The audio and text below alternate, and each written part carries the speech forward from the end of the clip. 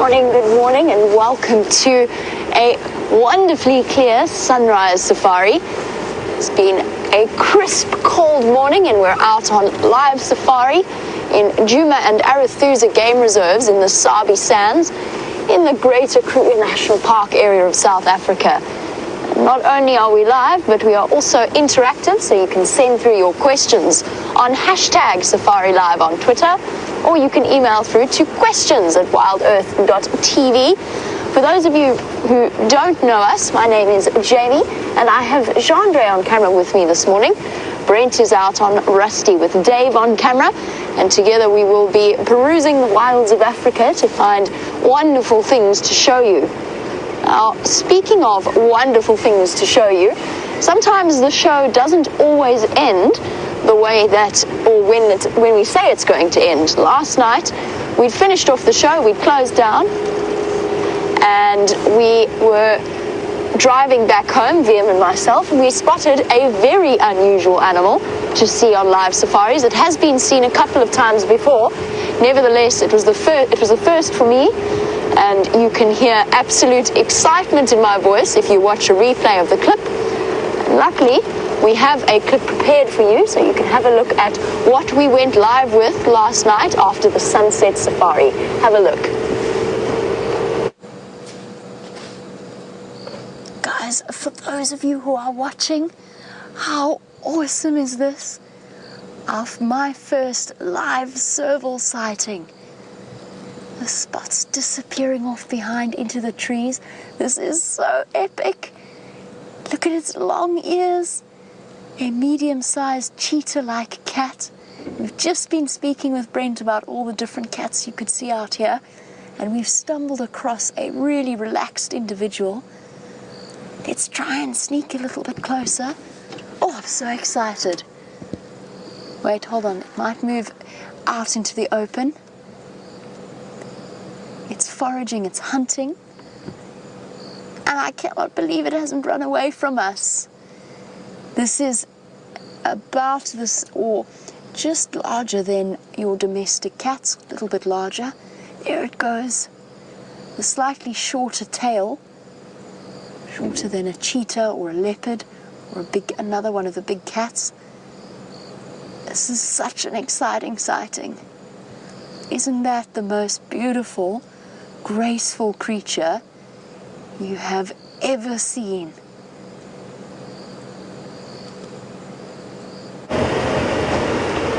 How exciting was that? You can definitely hear that I am overjoyed to be seeing a serval. It's the first time I've seen one on Djuma. I've seen quite a few, but that was definitely a nice surprise to enjoy our drive. VM's grin was spread from ear to ear. We were on our way home, so VM had his phone out and his torch out. He was busy sorting things out in the back of the vehicle. Those went flying into the back, and off we went in pursuit of that serval. And what was so wonderful about that sighting, what made me even more excited, was it was not a flash of spot running away from us, but actually a nice relaxed cat wandering, just going about its nightly business. I'm in the area now. I don't think necessarily we have a high chance of bumping into it, but you just never know on these cool autumn mornings.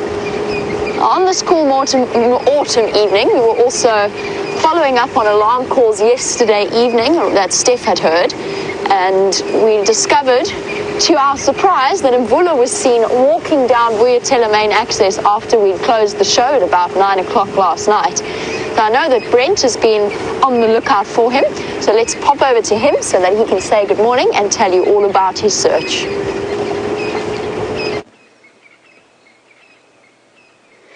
Good morning and welcome to the Sunrise Safari. Wasn't that incredible after the end of drive last night, Jamie and VM, spotting that serval? So I've spotted cat tracks of a different kind this morning, and I got a report from Jos in Buffelshoek that he found Mvula on the main access road in Djuma after drive at about 8:30 last night. So I found the tracks, and it's difficult enough tracking on this hard ground in daylight, but so far we're doing okay in the dark. And I couldn't see where the tracks disappeared to. So Jamie's checking to the east around Quarantine, and I'm checking to the north around Gallagher Shortcut.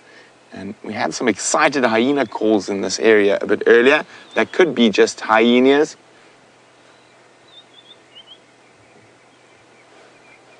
There's monkeys alarming at the Djuma camp. Thank you, Lucy in Indiana. We're on our way.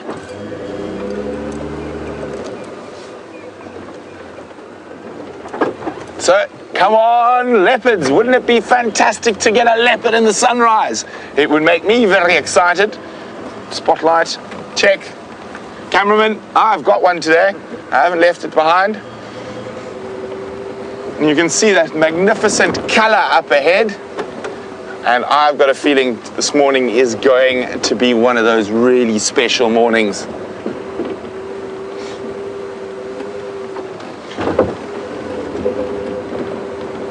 It's beautiful colors up in the sky. And I might be wrong, but I think I'm on. The weather has changed now. We've definitely had a drop in temperature. It's quite a bit cooler in the mornings and through the day. So I think the rains might be over and we're moving into winter. We don't really have 4 seasons like you do in the Northern Hemisphere.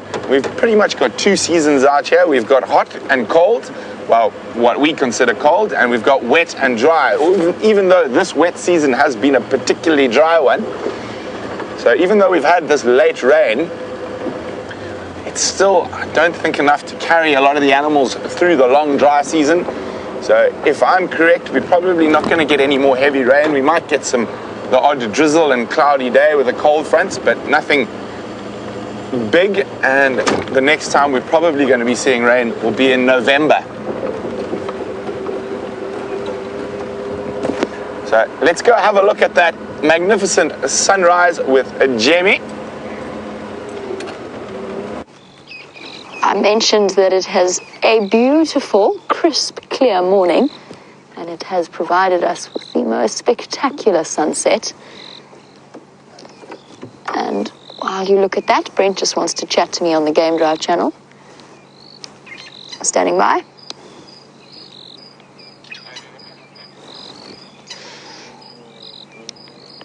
Zoe's Road at the 2-track junction.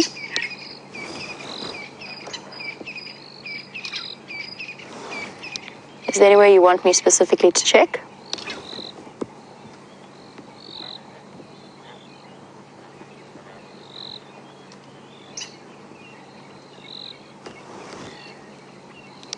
Copy. Just discussing our plan of attack, so to speak, for this morning.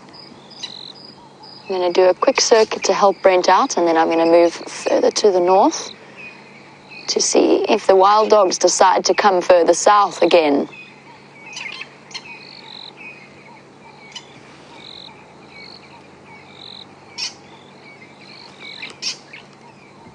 Isn't that absolutely stunning?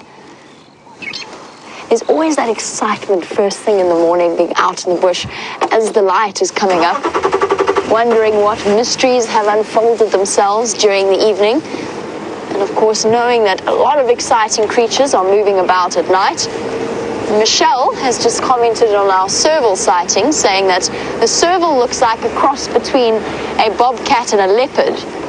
Oh, Michelle, that's a fair description, although I think the closer one to a bobcat mix would be the caracal with the black tufts of hair on the edge of their ears. That's also something we could get on our live safaris.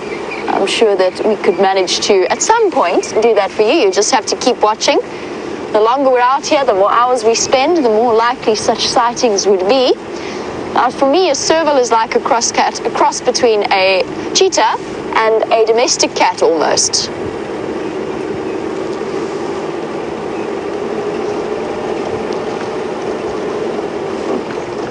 Now, Paul, you were wondering if they are territorial because you saw one at the end of drive with Brent.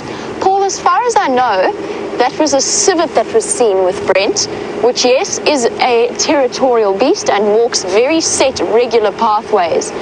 That being said, there's a chance that regular viewers, such as yourself, might have seen a serval in this area before. Apparently, it has been seen regularly around the Zoe's Road clearing, which is exactly where we are now. And it was just wandering about, as I said, going about its nightly business. Now, we're either seeing that serval that you've been seeing in this area is either the same serval or it's one of a pair that you've been seeing regularly.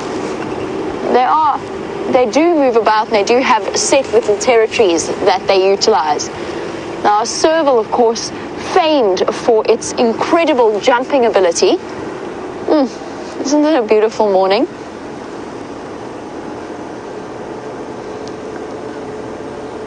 And at 26 degrees, 20 degrees, which is 68 degrees Fahrenheit, it's crisp and clear and cold. And exactly everything we want out of a morning safari.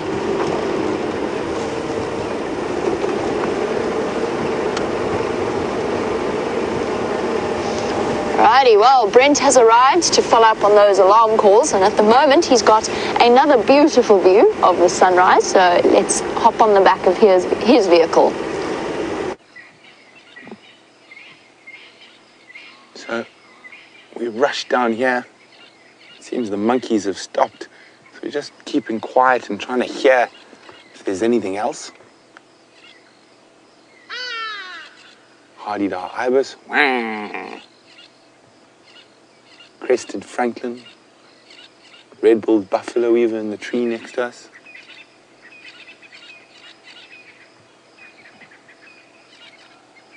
Starlings.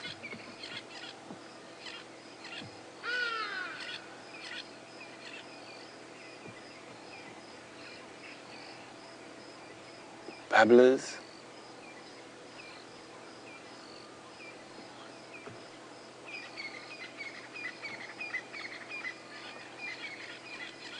Nothing to indicate where this leopard might be.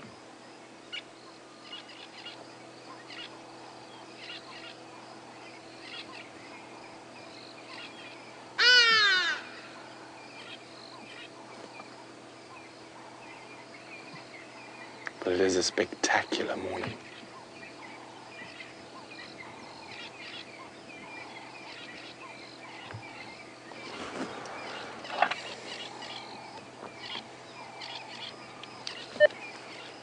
Jamie. Standing by. Jamie, those monkeys have stopped alarming. I don't know if you want to check down towards Twin Dams or maybe Philemon's Pangolin track and then up towards Twin Dams. I'll check in Vubu. Copy that. That was exactly my plan. And then I'll start going northeast from there. Copy.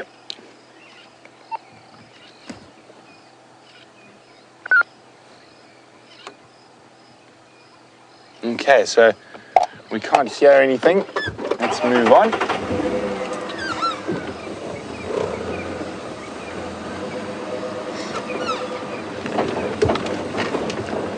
So Megan is wondering, what is the difference between a leopard and a jaguar? Well, first things first, jaguars don't occur in Africa. They occur in South and Central America. And fascinating about jaguars, they are re-extending some of their range into the southern United States, where they have been extinct, locally extinct for a while. So that's very good news. Jaguars are much bigger than leopards. A big male jaguar will probably be about the size of a lioness. And they are good climbers, probably not as good as leopards because they are a bit heavier. Let me just check for tracks here quickly. And also, probably one of the biggest difference out of the spotted Panthera cats, jaguars are great lovers of water and will actually even often hunt in the water. Hang on, sorry, I just need to have a... What is that track? It's right on the edge on the slightly hard soil, and then this light, it is quite difficult, so let me just double check it, sorry.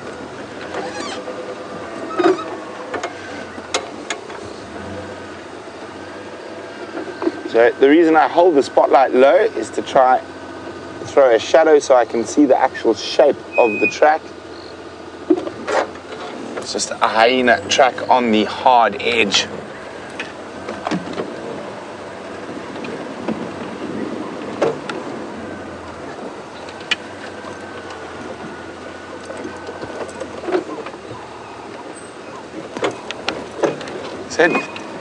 So Jaguar is quite a bit bigger, but they are cousins, so to speak.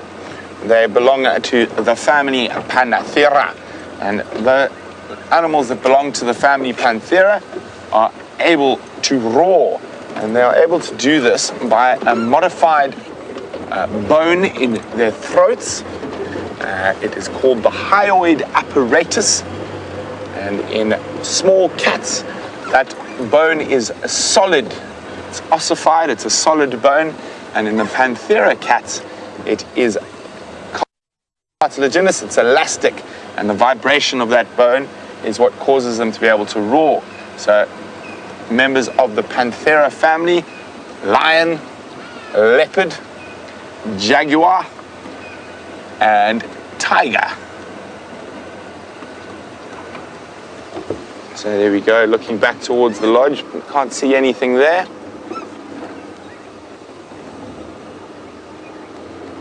Keep checking. There's the moon off to the left on its way down to set. So when it is full moon, the moon will set at the exact same time as the sun rises, and vice versa. It will rise at the exact same time the sun sets. I will show you a picture just now. At the moment, I'm worried to take my eyes off the road in case I do miss a track, and that could put us a little bit behind in our finding of the leopard this morning.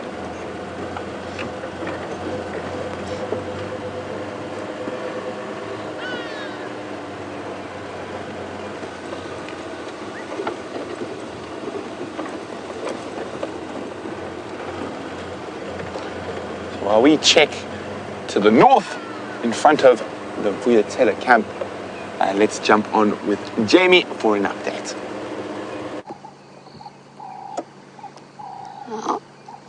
I'm helping Brent follow up on the signs of Mvula moving through the area, but just have a look at this incredible scene as our full moon sets.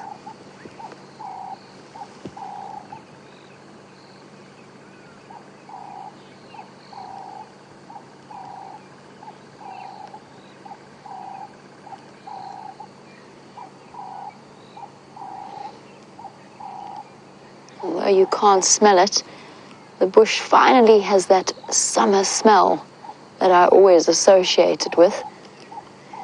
A mixture of damp and sort of composty type plant material, and the various flowers releasing their scents, plus the peace of all of the birds calling. And it's amazing how there's lots of surface level noise in the bush, but underneath that there's this vast, almost blanket-like silence.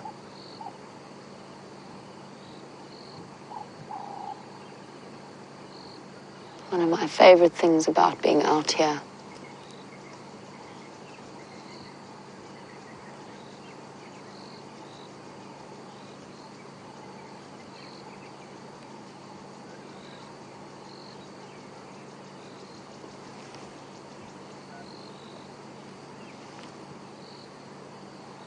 Now, one of the reasons why I've suggested going to the north to look for wild dogs is the fact that although they were very far away yesterday afternoon, some of the vehicles were viewing them right up in the northeastern corner of the Buffelshoek property, so the property to the north of us, very close to Kruger National Park.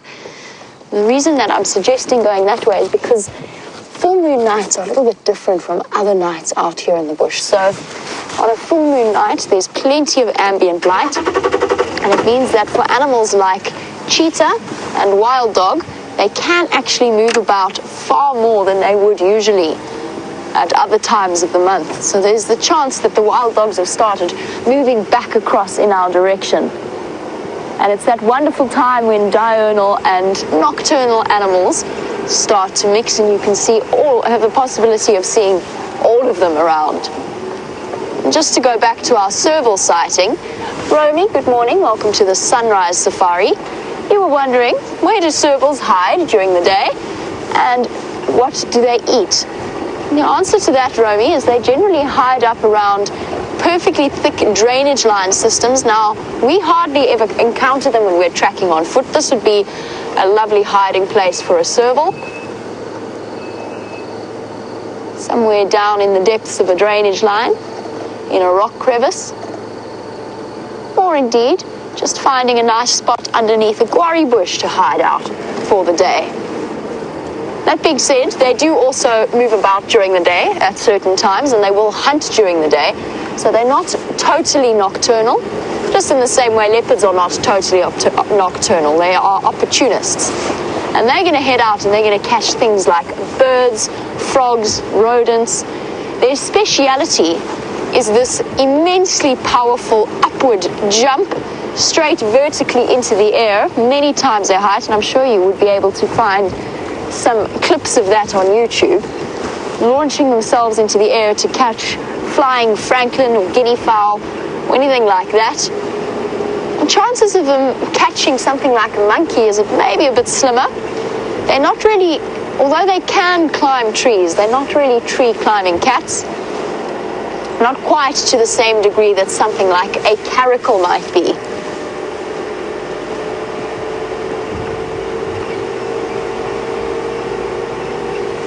And they are most definitely within the Felidae family, so a member of the cat family. They've got retractable claws, and they're capable of a wide range of vocal sounds as well. Chirps and purrs.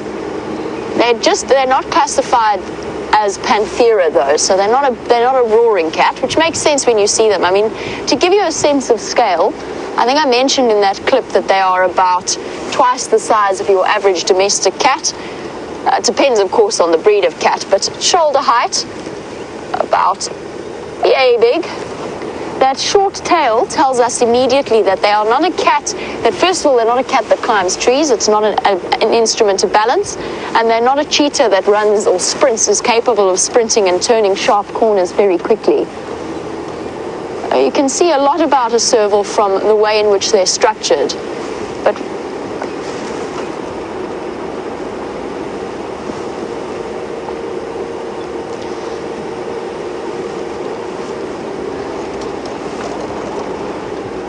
that's wonderful news.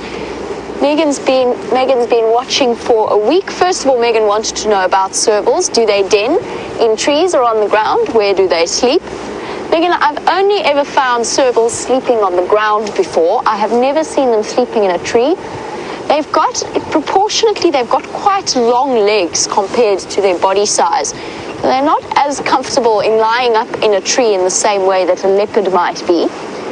And just as an interesting aside, it is very common for serval to be, or it's relatively common for serval to be killed by leopards. They kill them to reduce competition, as with all members of the predator family. If they have an opportunity to attack each other, they will, to reduce competition for themselves and for their own offspring. And I believe that, according to VM, he actually had a sighting where Shadow had killed a serval at some point last year.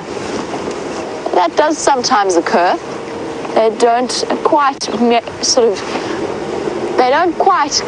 match up to the agility and speed of a leopard.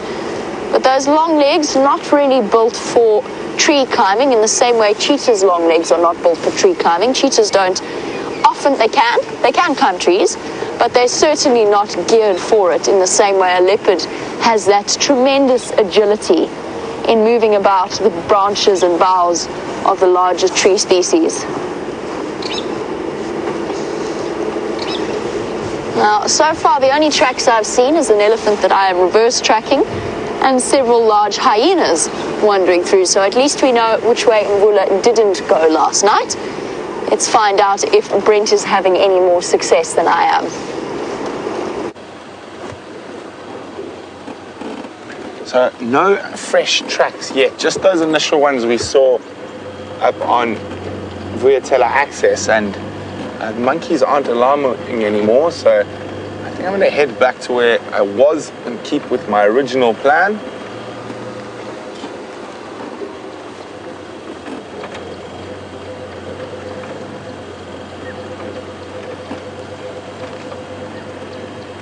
So what we're doing is we drive for 100, 200 meters, switch off, listen for 30 seconds, and keep on repeating, just in case there is some noise I'm not picking up or some sounds I'm not picking up over the noise of the engine.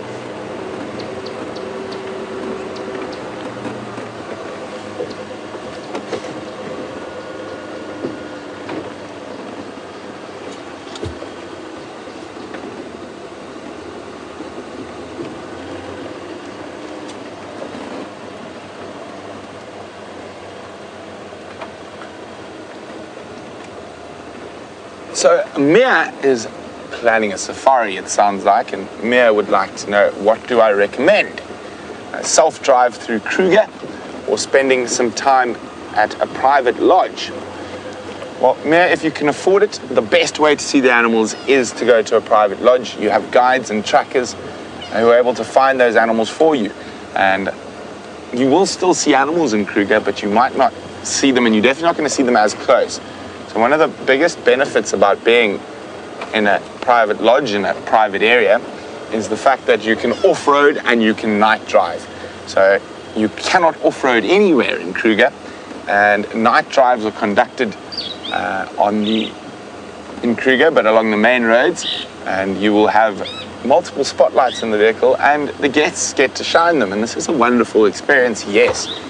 But I, myself, if I was spending a lot of money on a big trip, I would definitely go for the use of experts in finding animals. So even if I go somewhere and I haven't been to that area before, I will definitely use local guides, and if I can afford it, go to a private area, as well as sometimes coupling it with a self-drive, but it's a little bit different for me. I know where to look at what time of the day. But I think it is definitely worthwhile doing that extra. So if for example, if I go fishing somewhere and I've never been fishing there before, I will hire a local expert for a day or two. It is worthwhile, and you do enhance your experience by more than 10-fold, 20-fold.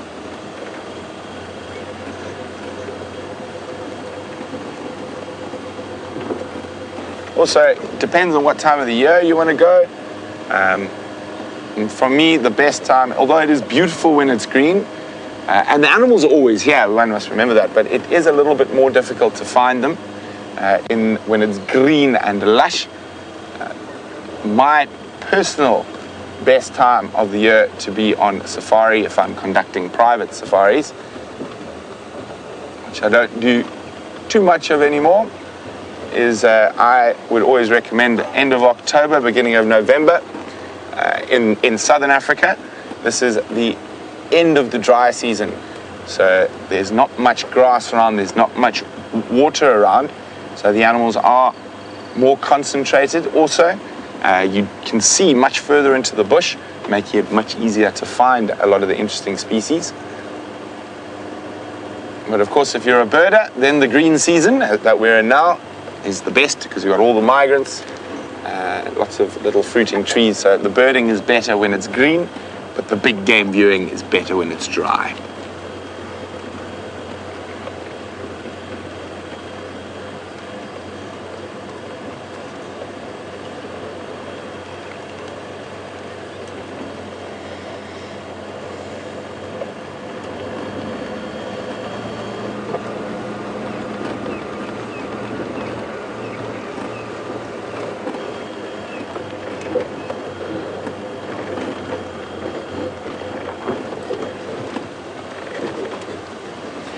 So Megan, who's only been watching for a week, said she's already booked her ticket and she's sifting through lodge prices. She looks forward to meeting all of us. Megan, well, we look forward to meeting you, and congratulations on planning your trip to Africa. Now, I can't exactly remember who this quote is by, but it's one of my favorite quotes, and it actually sits on the bottom of my email, and it says, if you only visit 2 continents in your life, visit Africa twice.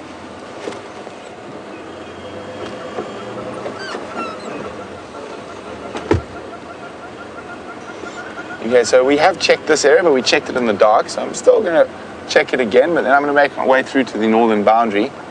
And just from Mvula's behavior over the last while, he's been spending a lot of time in this sort of zone here, and he is trying to sort of hang on the peripheries. So that area we found him in is basically the boundary between 2 different male leopards. So he's sort of trying to find a little sliver of land that they're not occupying at the moment, to try avoid confrontation with Tingana and that unrelaxed male from the north. So he's been ousted from almost all of his original territory, and when he was in his prime, he held one of the biggest male leopard territories in the Sabi Sands. Now, a lot of you will think, oh, he must be the best leopard when he was in his prime because he held the biggest territory. This, however, is not true. So, as it goes with leopard territories, the big river areas, so the Sand and Sabi River, is better leopard habitat than where we are now. And that's not to say there are not a lot of leopards here, there are. But there are more leopards along those major rivers. And a very fascinating thing, if you look at the average home range or territory size for leopards in the Sabi Sands, and if you look for a female leopard in the north where we are, it's normally around 1,000 to 2,000 hectares. Karula holds one of the biggest female territories, and that's of course because of prey density. So the southern Sabi Sands has a lot more impala, and they also have a little bit less lions. The northern Sabi Sands is very, very good for lions. It's got the highest density of lions in the Sabi Sands, but it's got one of the lower leopard densities. Now, still much higher than most other places in Africa, but still. So, as I was saying, so let's say Karula's got a 2,000 hectare, so just over 4,000 acre territory. So she can cover quite a lot of ground looking around and marking and making sure no other females sneak into her territory. And Mvula had a massive territory of over 2,500 hectares. Now, if we move on to the Sand River, for example, your average female territory or home range there is only 600 hectares. So less than half of the average female territory in this area, and the male territories are around 1,000 hectares, again about 50% in this area. That's because on the river there, they've got lots of ideal habitats. They've also got lots of food species, so lots of Inyala, bushbuck, and impala in those areas. So the leopard territories can be smaller because they don't need as much ground to get all the food they need. So very, very interesting how different areas you'll have different home ranges. So it's very, very difficult to be exact. So a lot of animal behavior can be area specific rather than species specific. So leopards and lions in the Sabi Sands might behave in certain ways, not, of course, most of the behavior will be the same, in certain ways completely different to in Botswana or in Zambia or even in other parts of South Africa. But we're going to go check along the northern boundary, see if we can find any tracks there. While we do that, let's jump back on board with Jamie. I think that Brent has potentially taken my route plan, but that's okay. We can change ours very easily. I just wanted to give you a picture of a serval in comparison to a human body. The dark shadow, of course, being the body of a regular-sized person. And then a couple of other small cat species that you could see here. If we have a look just above it, if we have a look at the caracal compared to the serval body structure, you can get an idea. The caracal is a stocky creature, thick forelimbs, almost leopard-like build to it. And there you can see what I mean by the tufts of the ear at the top. Whereas compared to this body structure of the serval, look how much longer a serval is. They're roughly the same height, but they look much more lanky with those large radar-like ears in order for locating shuffling birds and rodents out here. So the only other thing that we could see out here, well, we could see any small or large spotted genets, and we could see the southern African wildcat, which is also a possibility. I haven't seen one here yet. I would very much like to. And that looks very much like a domestic cat, and in fact is the ancestor of our domestic pet cats.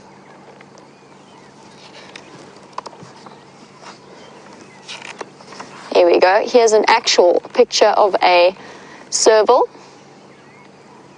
with its large ears. In Afrikaans, it's known as a tierboskat, which literally translated means a tiger bush cat, which has always entertained me slightly. Definitely doesn't look like a tiger in any way.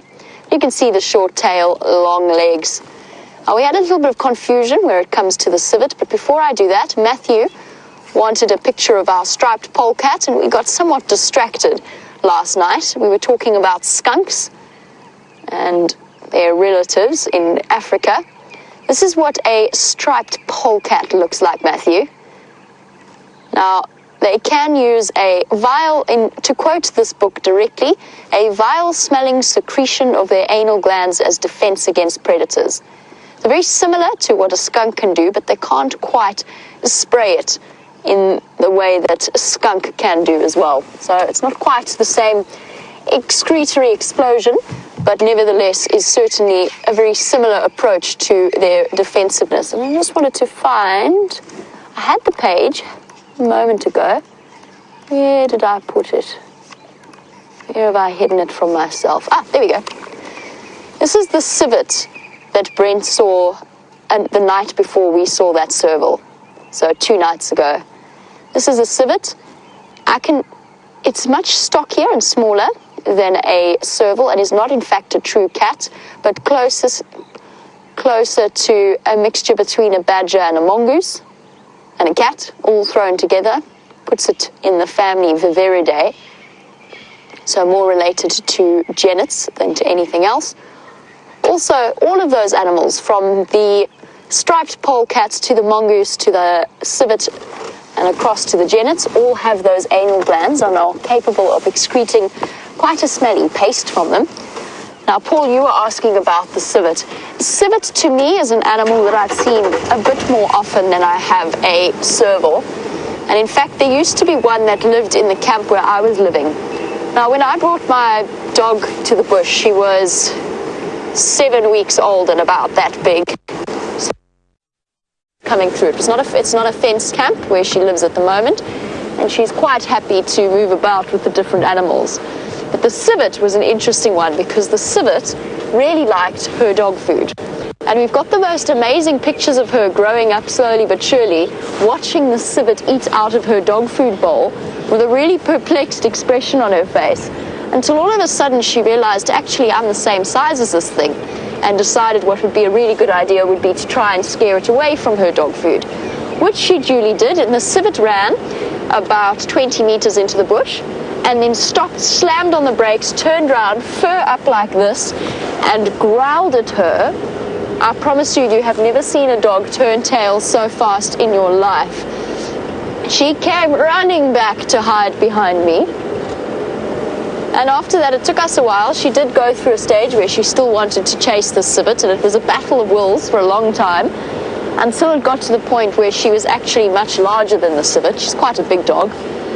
And we managed to actually train that tendency to chase it out of her. It was a tricky thing to do. She's a Weimaraner. So if something runs away from her, she wants to run after it, but she doesn't do it anymore. She also used to play with the baby Inyala in the garden. They were her first and favorite companions.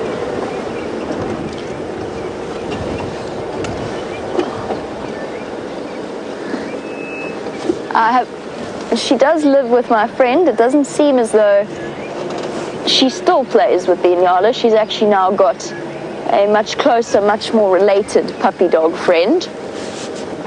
One of our friends has got a German short-haired pointer puppy to keep her entertained and to keep each other busy. But definitely a day in the life of a bush dog. The first animal she ever saw was an elephant from the car, and she was actually too young to even register this giant shape looming above her. I had her up in my hands like this, trying to show her, so that she'd learn from an early age not to bark or be scared of them.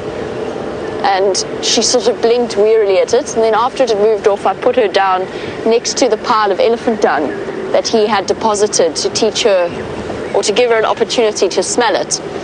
And she promptly decided to bolt down about half of it. She was obviously feeling particularly hungry that morning, and she tucked in, and that's a habit that she's had ever since. She loves the odd bite of elephant dung. A very healthy, happy dog. Oh goodness, Jandre. There comes a time. This one's even bigger than the last one. Tennis ball sized dung ball. Now the other morning, Jandre and myself stopped and spent, how long was it? About 45 minutes? Longer? An hour? About an hour with a male dung beetle that was pushing the ball, started by pushing the ball along like this, and then proceeded to bury it. I don't think we shall attempt the same thing this morning, just because there are other things to find, but just watching this whole process is always hugely entertaining, and this dung beetle has been excessively industrious this morning. Look how large that is compared to his body size. And there's the female. Every now and again she makes a brief screen appearance as she clings desperately onto the side of this dung ball. She's done well for herself. Female dung beetles not above choosing their mates for their resources.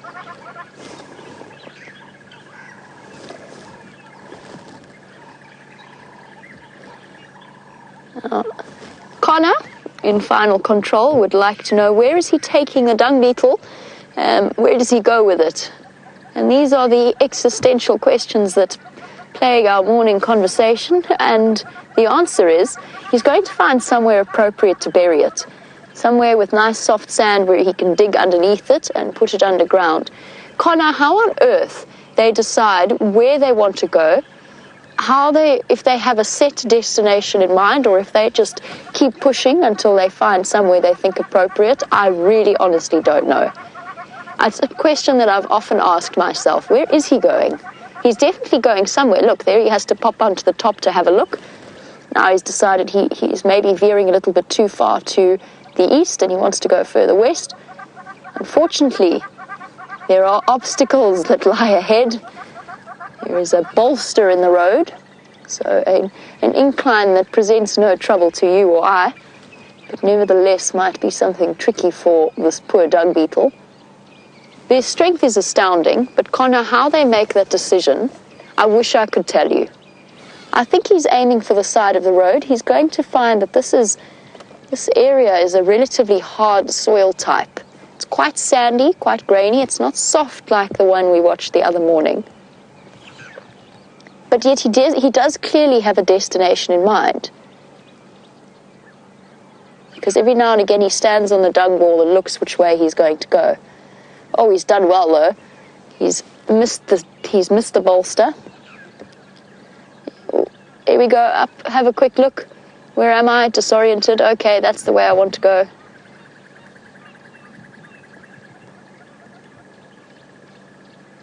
All the while, the female clinging on bravely, not seemingly too bothered when the dung ball rolls around on top of her.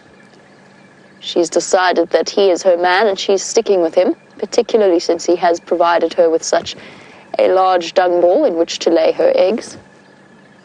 She also serves another important purpose. If he loses control of that dung ball and it rolls away around her, or rolls down a hill, she'll be there to act almost like a stopper. So she stops it from being quite so round, and then if he does let go and it goes rolling off, she'll be able to stop it from going too far away. Oh goodness, I would love to know where this dung ball is off to. I want to also have a look at the track. Lynn would like to know, on that subject of where he's going and how he's making that decision, Lynn wanted to know, how far can a dung beetle roll a dung ball in a day? And then I followed one for at least 1.5 kilometers. So just over 3/4 of a mile. I'm just stopping here. I wanted to see if I could see where his tracks go, but they're not clearly visible at all. So Lynn, I know for certain that they'll go at least 3/4 of a mile or more, but I'm not sure exactly what the absolute maximum is for the distance that they will travel. Presumably it must have an end point at some point. Where is he going? How has he decided that this way is the way to go? What is he looking for in an appropriate property? Did he scan the property annuals before deciding which way to go? Or is it just a spur of the moment search for an appropriate place?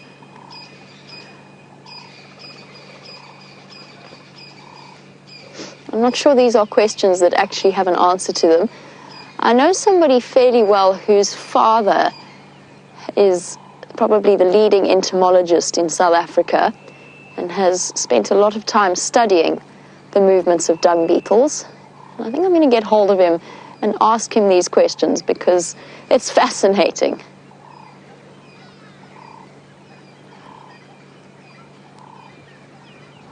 Diana, the gentleman that I was talking about actually co-wrote a paper about the very question that you're asking.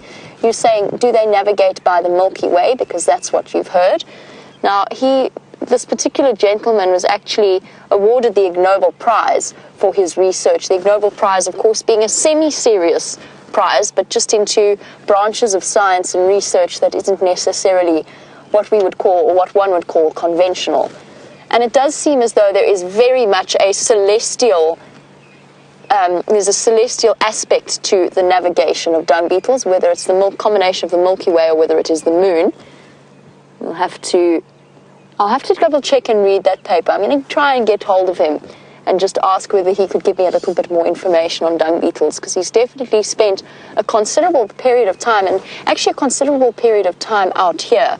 One of the South African universities, a couple of them, but particularly in this area, the Johannesburg Witwatersrand University, has quite a few rural research stations in this area, and they do often send researchers out to this side. I'm not this morning, I don't think, going to stay with our gentleman dung beetle and his dung ball. I don't know that we could survive following him for potentially 3/4 or more of a mile. So we'll be moving on.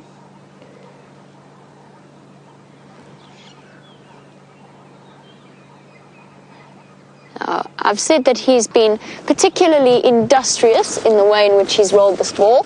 Montana Steve, you were wondering how did he find a dung ball that is so round? The answer is he didn't find it. He found a pile of dung and he made it himself using his forelimbs, patting it down, starting with a sort of tiny, tiny piece of dung and getting larger and larger and larger, until he has produced a dung ball of a significant proportion to his body size. What is interesting, the only other aspect of that, is that he might not have made that dung ball. He might have watched another industrious dung beetle male make the dung ball and then kicked him off once that male was feeling a bit tired, kicked him off, stolen his dung ball and made off with the lady and the prize, or the lady being the prize and the dung ball, whatever which way you want to interpret that.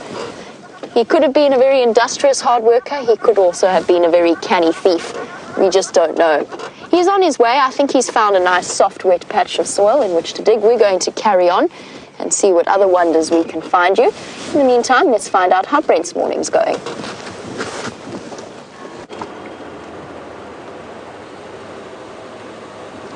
So we haven't found any fresh tracks yet, so what I'm doing is what you do when you can't find any tracks. You go back to the last track. So I'm starting at the top of the Vuyatela access road and just checking to exactly where those tracks were seen. Now, when you see stuff like that in the road, it is almost always where predators had a snooze. In this case, it is a hyena, but he had decided to have a pit stop on the road and a little lie about.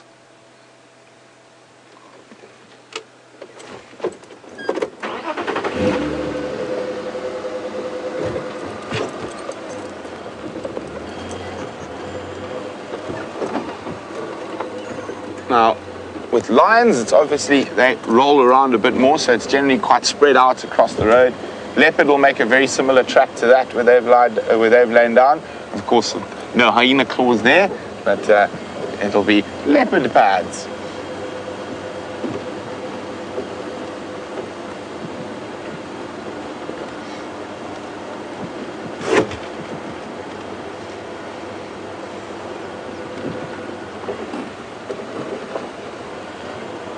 So Lucy, who's in South Bend, Indiana, would like to know, would monkeys alarm called hyena?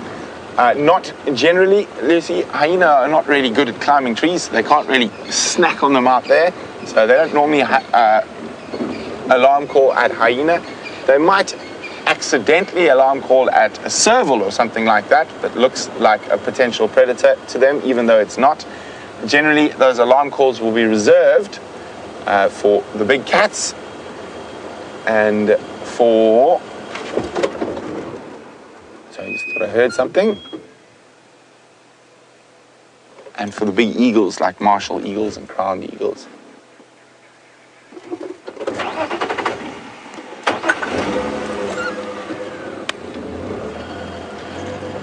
So I think we're going to have an explosion of flies today once it heats up a bit. Sorry guys, just be on the radio. Morning tax is Nkonzo of Wanuna Ingwe on Viatela access just before the junction of Gallagher shortcut. Zoe's, I can't see where he goes. It was quite dark. I'm heading back in that area. Apparently there were Nkau alarming much earlier around Viatela, but I can't find any Nkonzo. And I think that's it for the morning so far. I'll try to check Viatela main exit towards August Road that side. Copy, thanks. And also update from yours after drive last night. You had Mvula on Viatela main access. I'm not exactly sure where, so I'm just double checking now. Okay, copy that. There we go. Looks like tax is going to come and help us in the area. Good morning, how are you? I'm fine, thanks, and yourself, thanks. Very well, thank you. Nice to look for tracks on the road like this. The lions were roaring just inside the Manaliti boundary last night. Don't know if maybe they've crossed over. I don't know if you guys want to look around there. Because we had that little scenario also there. Sorry guys, just listening. Might have happened something there last night. Okay, copy that. Thank you very much. We'll go and check that side. So Daryl's wondering, are there any large...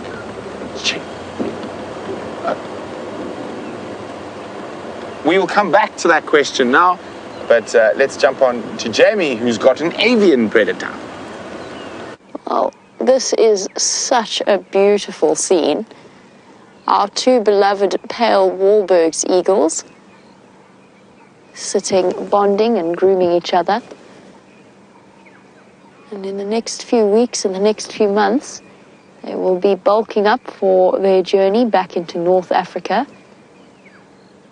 Isn't it incredible that a migratory bird species like this is capable of maintaining a bond with their mate as strongly as they do, and able to return each year to breed with exactly the same bird? And it's moments like this that really do reinforce the bonds between them. The male on the left, from what I can see, grooming the female on the right. Getting all of those hard-to-reach mites and ticks around the beak and face.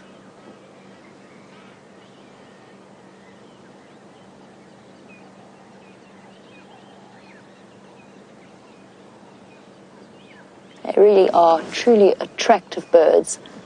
About 10% of the population of Wahlberg's eagles are this pale, creamy color, so relatively unusual, and lovely to see a male and a female of that particular kind together. Genetics-wise, it is a recessive gene, so both parents carry it. Most of their offspring in this case will be, in fact, all of their offspring in this case will be probably be pale morph forms.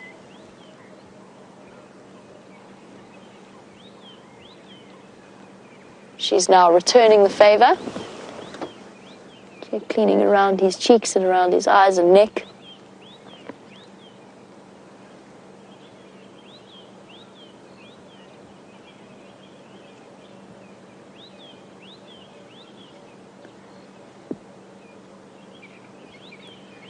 Now, I said that it looks like the female on the right, and the reason that I said that... Okay there, Gendre. Did you swallow a fly by any chance? There are lots of flies buzzing about. Poor Gendre has gone puce from trying not to cough. Shame. There are lots of flies about. I was going to say that the female is, in all raptor species, larger than the male. We've spoken before about the different theories as to why that may be. One of them is that her maternal instincts are stronger than his paternal instincts. So there might be time where his hunting instinct is triggered by the movements and squeals of his own chicks, and therefore she has to be large enough to defend them from him. And you can take from that theory what you will. I'm not sure if I buy it or whether I don't. Do you want some water, Gendre? Would you like some? Oh, you've got some. Sort it out. I know exactly what that feels like. There's nothing like breathing in a fly. Dave's had to remove flies from the eyes we are going down the Dr. Zeus route there, but flies from the eyes of both James and myself. He's actually proved to be very good at it. He was very gentle when he pulled the flies out of my eyes. And it is just one of the aspects of having, this season has not been bad at all, but one of the aspects of having a little bit of raid is that the flies are swarming, the insects are out, and driving about at night with your lights on becomes an experience that could potentially be hazardous to one's health, with dung beetles flying around and attempting to navigate themselves right into your face. One last look at our beautiful eagles, just because this shot is so stunning in this morning light.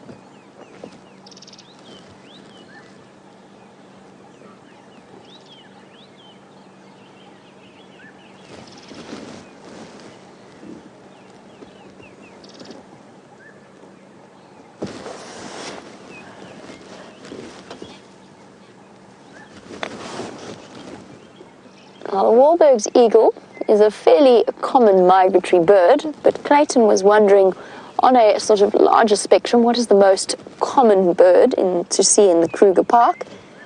Clayton, I can't think necessarily of a specific species, although red-billed quelea, which is the most numerous bird species in Africa, is one that does regularly fly through the Kruger National Park. You will see a lot of hornbills, yellow-billed and red-billed hornbills, grey go-away birds, starlings, barbets. I'm trying to think what the absolute most common. There's lots and lots and lots of white-fronted bee-eaters, swallows. In terms of numbers, though, it's probably the red-billed quelea, a tiny little, quite cryptically coloured bird. It doesn't have bright, flashy colours. Nevertheless, that's probably one of your most common to see. And again, it depends on the area. Bear in mind, of course, that Kruger is absolutely so enormous that it carries a number of different ecosystems within it. And thus, you could see plenty of different birds. Some bird species might be more common in certain areas than others. But across it, the ubiquitous yellow-billed hornbill is everywhere, from top to bottom, as are the white-fronted bee-eaters, the go-away birds, and so on and so forth. Now, Kruger's a wonderful place, by the way, to go birding, specifically because of the diversity of habitat. I've just stopped to have a look quickly while I'm here at the mushroom on my right, and the fact that it's been munched by something. Now, originally I had absolutely no idea that Speke's hinged tortoises ate mushrooms, and it was James who educated me in that particular respect. And subsequent to that, I went past and saw my Speke's hinged tortoise that I've seen very regularly on quarantine, and I know it's the same one because he's got a big scar across the back of his shell. But I found my speak-tinged tortoise mating with a much larger female, and all she was interested in was eating that specific type of mushroom. So I'm going to do a bit more research into finding out exactly what type that is. It's so interesting. The more we see, the more we learn. The more we are out here, the more we observe. And speaking of observing things, let's head over to the ever-observant Brent, see if he's managed to find more tracks for us.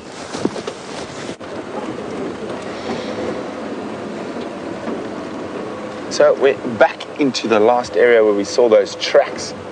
And Daryl, back to your question about whether there are any advantageous or disadvantageous situations that arise for animals out here. Now, Daryl, that's quite a difficult question to answer. I mean, it changes on a daily basis.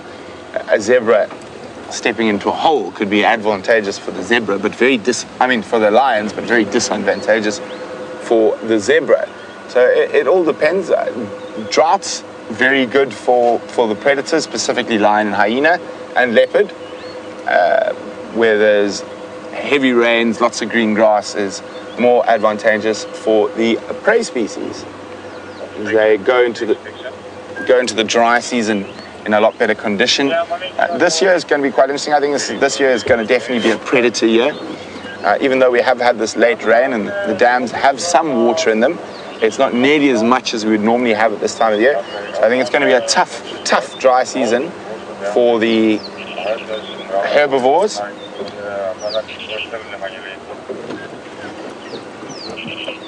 Just trying to see where did I spot that leopard track? Was it a bit further down, Dave? There we go. I think it was here somewhere on Dave's side. I think it might have been a bit further up. I am going to check Zoe's, I think.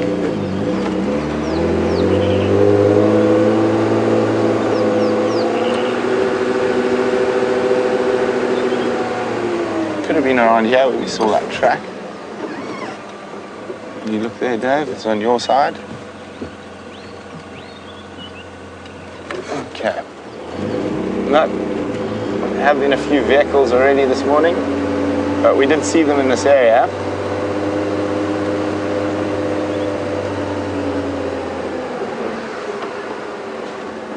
Just double check now that it's light, all these road junctions.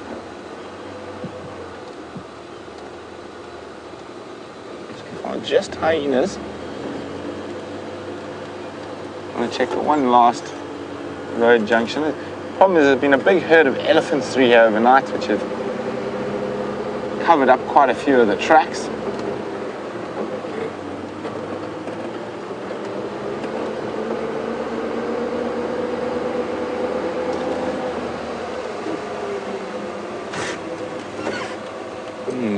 So the last track was going here. And the last report from yours is that he went west. Hyenas. So let's check to the southwest along Zoe's Road and see what we can find there. Now, this is the road where Jamie had that fantastic serval sighting last night.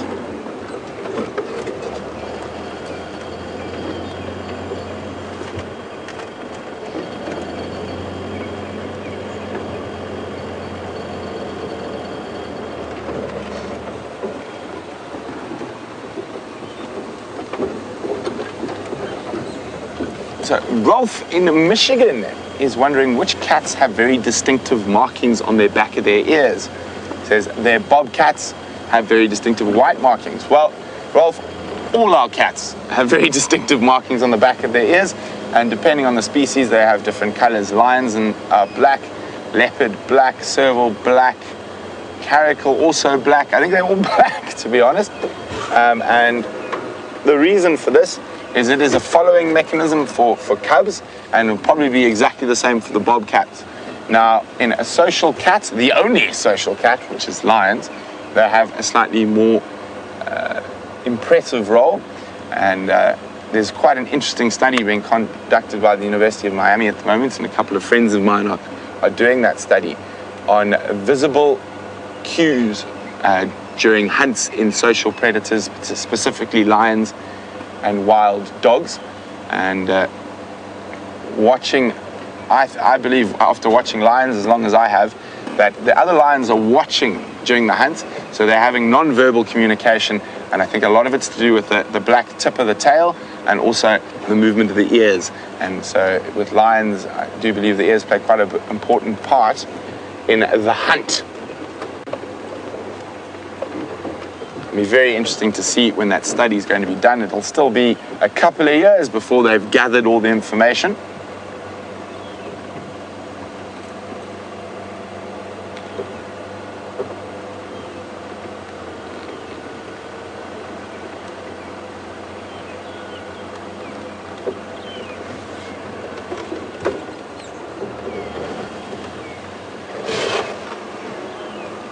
Spotted Aussie, and of course being a spotted Aussie must be in Australia. Spotted Aussie is wondering, why do caracal have those long tufts on their ear? Again, that could be for the cubs and stuff to follow. It also will help with their hearing a bit and bring their hearing in a little bit, and also it could be for mating. The male with the longest tufts might look the best, might have the best genetics, so it could be a way for females to choose a mate. But I think there's a couple of other animal species, cats that have those long tufts. The lynx also does, and also another small cat.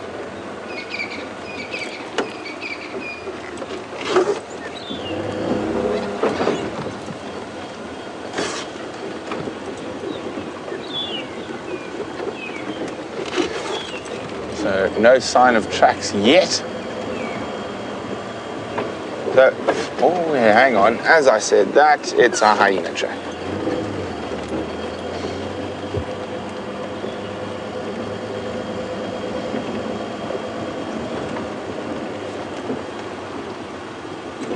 So there's a nice big game path that goes through here, and I'm hoping those tracks come out on.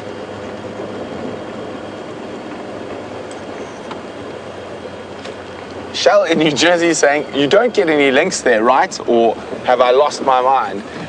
We don't, Shell. We get caracal, which is sometimes incorrectly called a lynx.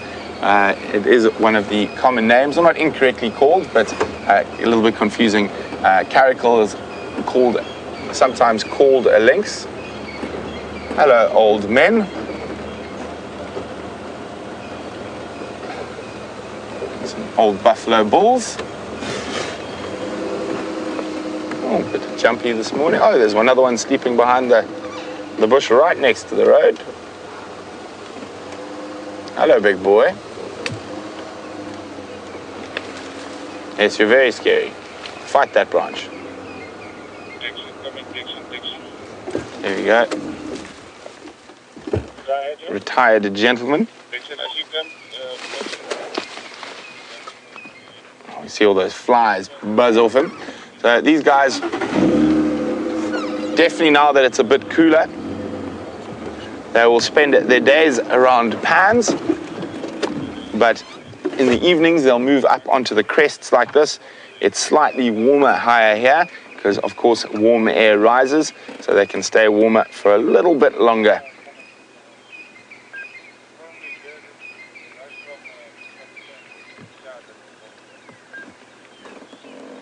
Hello, big boys.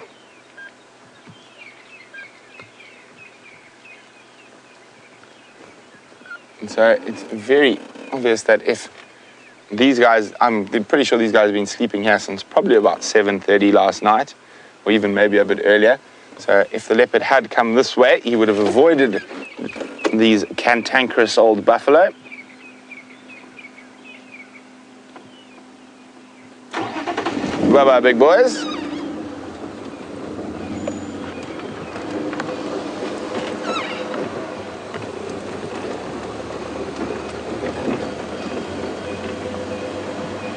Oh, apparently I have an insect friend on the back of my cap. I can't see what it is. You just lean forward a bit. Oh, look at that. It is a robber fly with an incredibly long proboscis. I don't want to take my cap off, he might fly. Now you see that really long nose of his? That is a specially designed mouth part. to sink into flowers to get the nectar. So certain robber flies are predatory, others are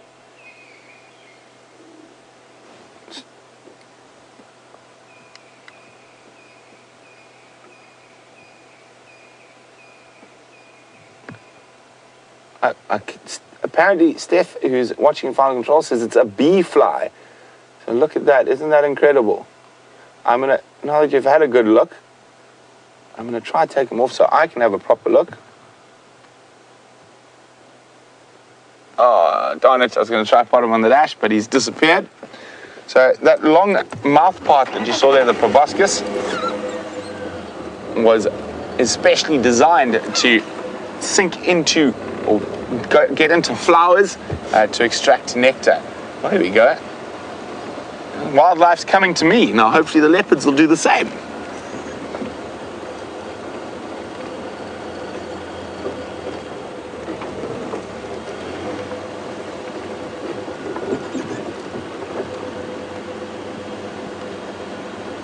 It is a beautiful morning. Very crisp light and a very crisp morning.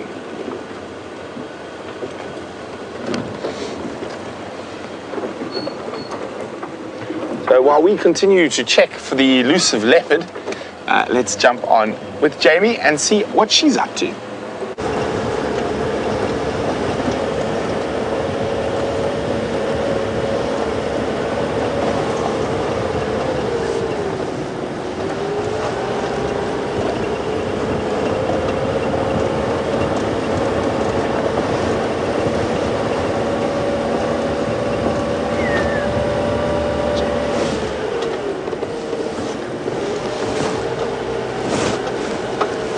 Oopsie daisy.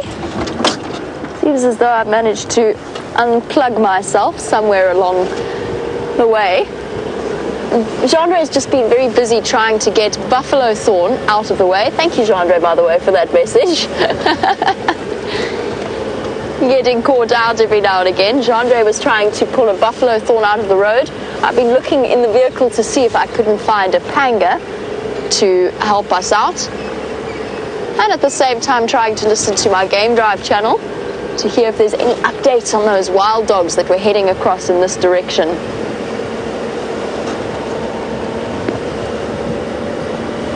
I wondered why everything had gone so quiet.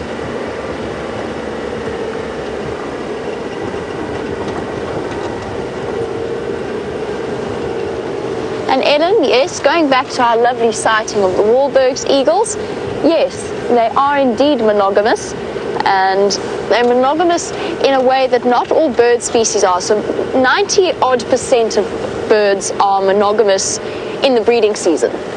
But raptors in particular are monogamous, most of them, for the duration of their lifespan. And for larger eagles, that can be well over 20-odd years. They've got a long time that they spend together. Those bonds that are formed last for the duration of at least one of their lives. The same goes, it's a relatively unusual thing in the animal kingdom, but the same goes for certain species of mammals as well. So, for example, jackal are generally monogamous, as are some of the small ant species like sneakers and steenbok. They will also mate for life. It's quite an interesting example of the way in which animals choose or evolve to behave in certain ways socially. For the large cats, it's more appropriate for them to have as many males. There's not much fresh genetics flowing through their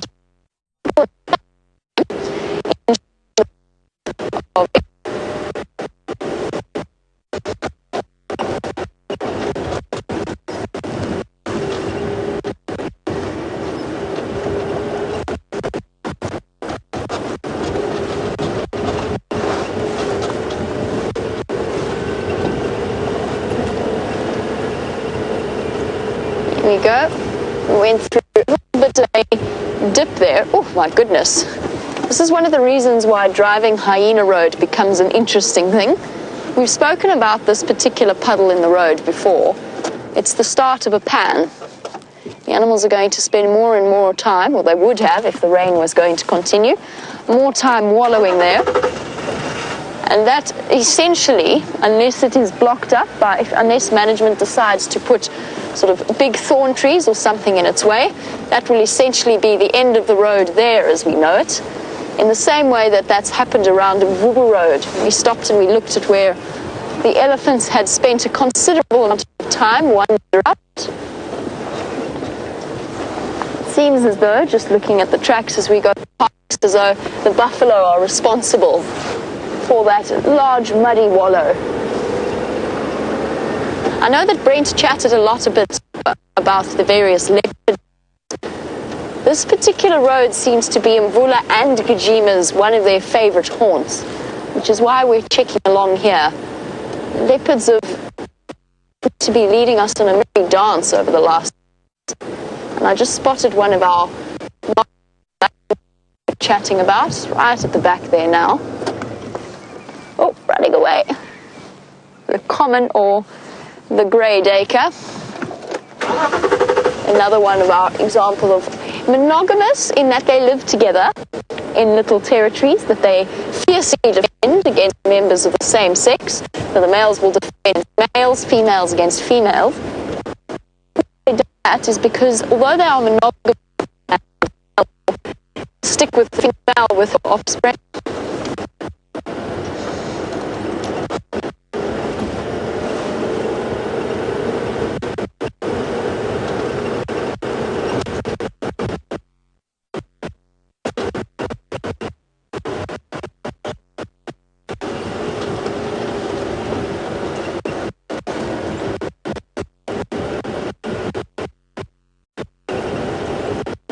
Seem to be going through a bit of a area, which is why I keep starting and then failing mid-sentence and then carrying on again.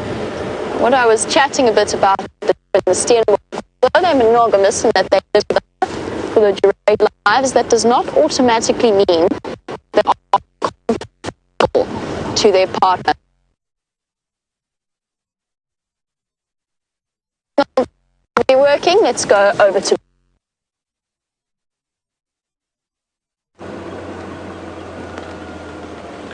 So we're circling the area. So yours said the tracks went headed west, so we're doing a big loop around past Impala Plains. And not much on the plains this morning, and not many tracks yet. But it is still very early on the sunrise safari, so anything could happen.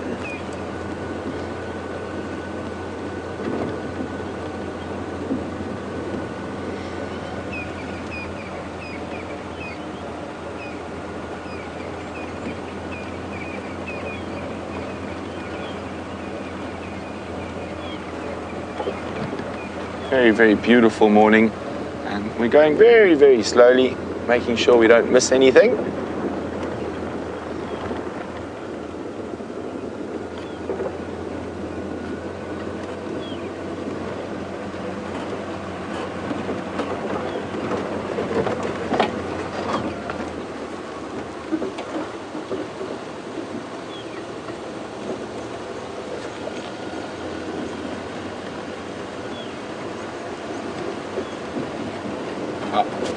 X-Ranger is spot on. We do like it when they drag the roads. It does make tracks much easier to find, although the tracks are being quite scarce this morning.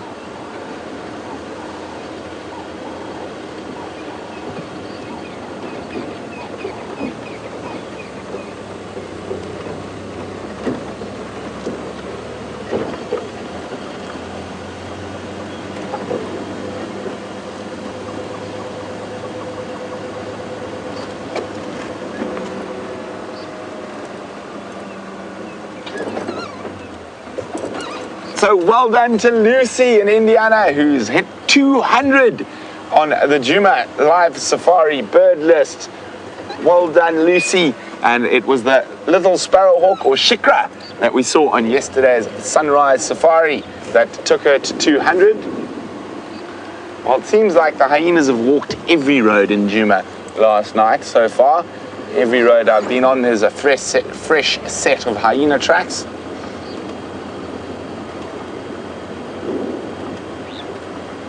Now they're capable of covering vast distance in their search for food,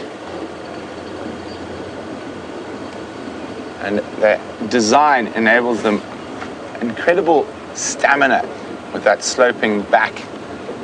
Here's coming.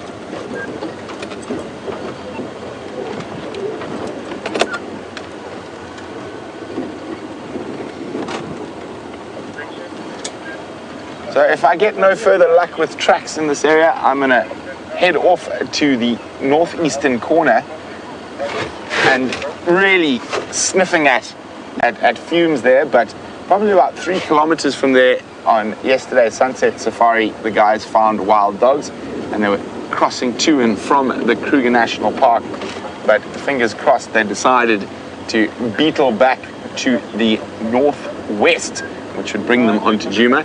And if we don't, as I said, if we don't have any more luck with these leopard tracks, I'm going to head into that area.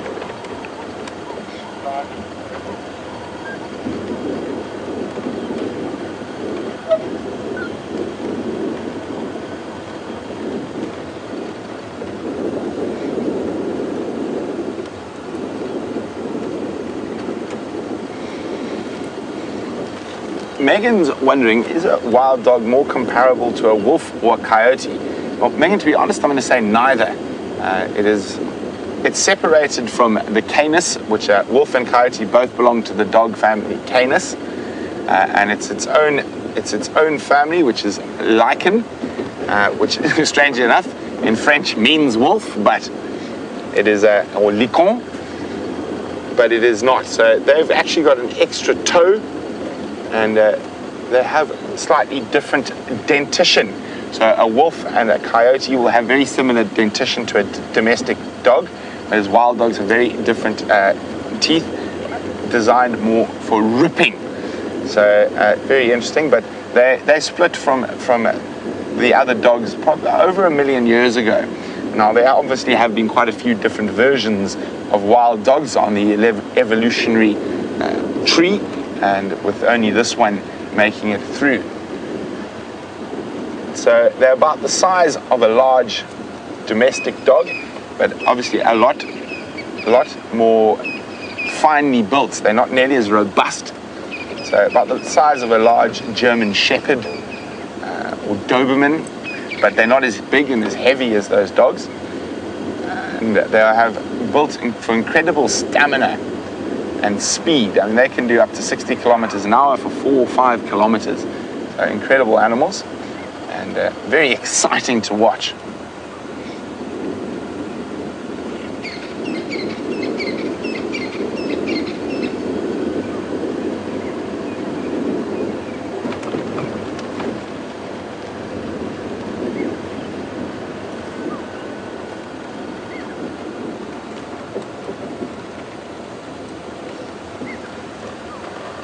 Anita in New Jersey, welcome Anita, is saying, with these strange changes in the weather patterns, do I think the rain is going to last a little bit longer?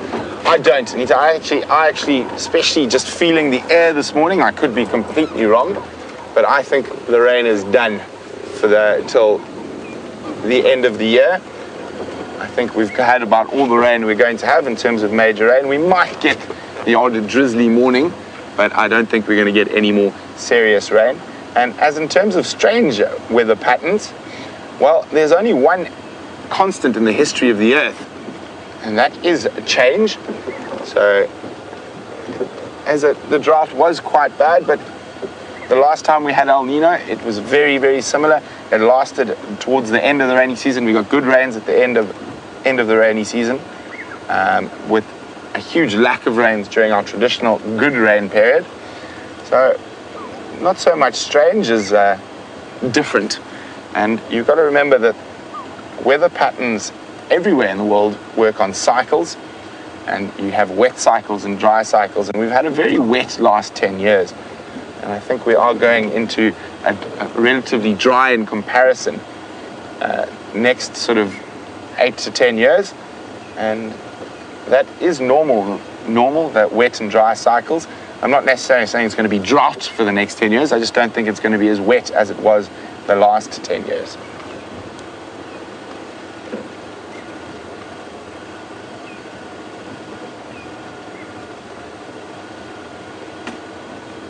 So while we continue to check this area around where Mvula was seen last night, but he could be anywhere by now. We haven't unfortunately picked up any fresh tracks from this morning, but let's go see if Jamie's having a little bit more success than we are. Now, since Mvula could be anywhere, I've decided to start checking.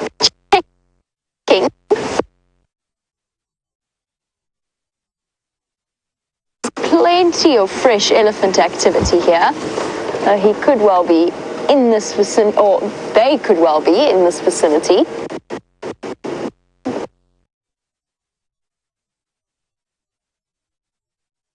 In the middle of discussing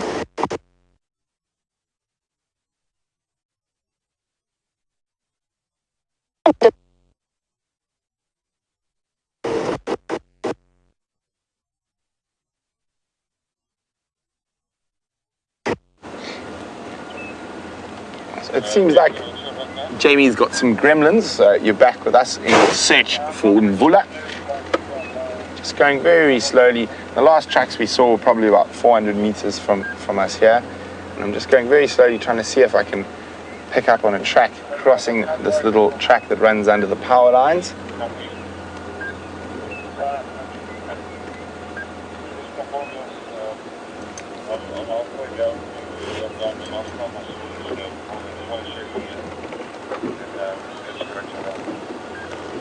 And you can see there's a huge amount of spider webs catching on the virtual reality rig and on our radio aerial this morning. And obviously a lot of these would have been spun during the night across the roads. And one of my favorite spiders is completely nocturnal. It's called a bark spider. And during the day, it looks exactly like a little piece of bark, and it'll sit up against a tree. But then at night, it'll come out and it'll spin this impressive web over an open area that it feels there's a good chance at catching some insects. And then before sunrise, it eats its own web. So it doesn't want to lose all those proteins, because remember, spider webs are a protein. So it takes quite a lot of effort for the spiders to build the webs. So it doesn't want to lose all that protein, so it'll re-eat its web before sunrise and then go spend its day looking like a piece of bark to avoid being eaten. Another little interesting spider that has quite a similar strategy, except it doesn't look like bark, it looks like a bird dropping, and it is aptly named the bird dropping spider.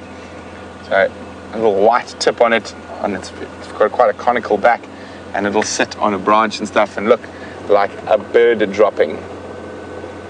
Now, we have seen bark spiders, or I have seen bark spiders, and I think we have shown them on the live drives and one of the night drives, but I don't think we've maybe managed to find a bird dropping spider yet.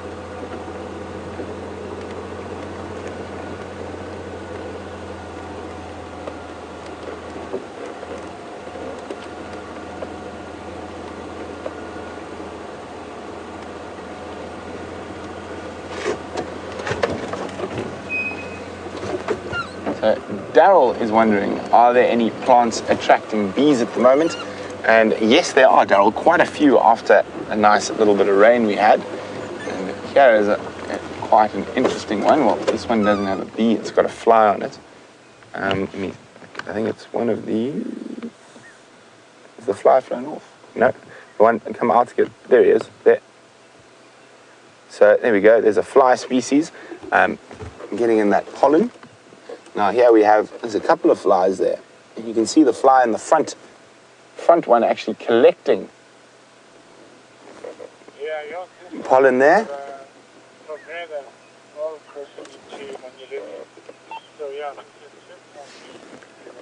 Look at that. So this is a sickle bush, or sometimes referred to as a Chinese lantern tree. quite a few different flower species there. Ooh. So it's not only bees that pollinate out here in the bush. We've got lots of wasps, flies, moths, butterflies. So a whole host of different species that aid in pollination. Now, if we have a careful look at this sickle bush, or as it's nicknamed, the Chinese lantern tree, with those very pretty little flowers. So you will see some of the flowers are pink and some of them are white. Now, quite a lot of insects can see in color, and basically the pink flowers have not yet been pollinated and the white flowers have. So isn't that fascinating? So the white ones have already been pollinated, the pink ones haven't just yet. So you'll find the bees and butterflies and flies and other things focusing their attentions on the pink ones, and I can't actually see anything on a white one. Okay, well, there we go, Daryl, there we go. There's lots of different flowers around at the moment, and I am really hoping with this last little bit of rain that we've had, that one of my favorite flowers that's on a tree, whoa, there's a hole there I didn't see, whoops, will start flowering, and that is the gardenias. They have absolutely stunning big white and yellow flowers, but it's the scent that emanates from them that is just so splendid. So we will be checking some of the big gardenias around, hoping for a late bloom, because they haven't flowered yet this year, and it's one of the more prominent flowering trees that we see.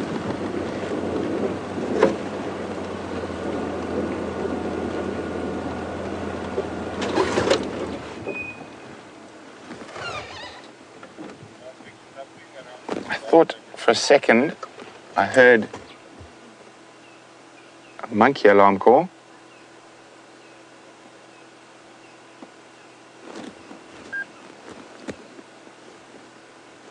Let's do one last check down past the lodges.